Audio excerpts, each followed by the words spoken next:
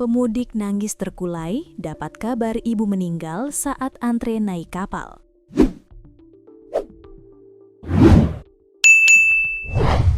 Seorang pemudik motor bernama Denny mendapatkan kabar ibunya telah meninggal dunia pada Selasa, 17 Maret 2026 dini hari di Pelabuhan Ciwandan Cilegon.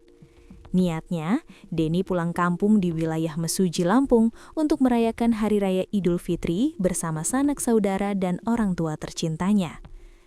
Kapolsek KSKP Banten AKP Fredo Leonard mengatakan peristiwa itu terjadi sekitar pukul 2 WIB saat ia sedang memandu aliran arus kendaraan di area buffer zone.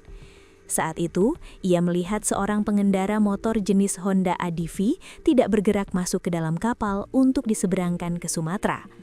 Saat didekati, pengendara sedang tertunduk lesu sambil menangis di samping motornya. Saat ditanya, pemudik itu dapat kabar lewat telepon dari kakak kalau ibunya sudah meninggal. Saya coba menenangkan dan memintanya untuk beristirahat dulu, kata Fredo saat dihubungi Kompas.com Selasa 17 Maret 2026.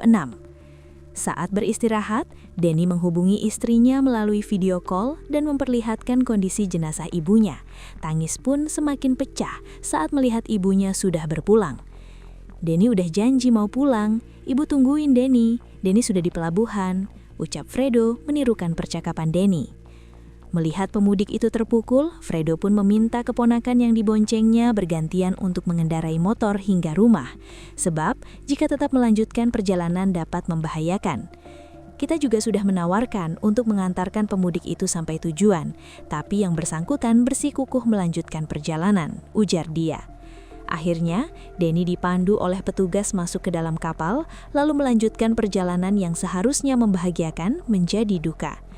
Kami memberikan dukungan moral serta membantu memfasilitasi agar pemudik itu dapat segera melanjutkan perjalanan menuju kampung halamannya, ujar dia. Dirsamapta Polda Banten Kombes Pol Kukuh Priyo Taruno yang juga ada di lokasi memberikan himbauan kepada pemudik yang berduka agar tetap menjaga kondisi fisik dan emosional selama perjalanan, serta tidak ragu meminta bantuan kepada petugas apabila mengalami kesulitan di perjalanan, kata Kukuh melalui keterangan.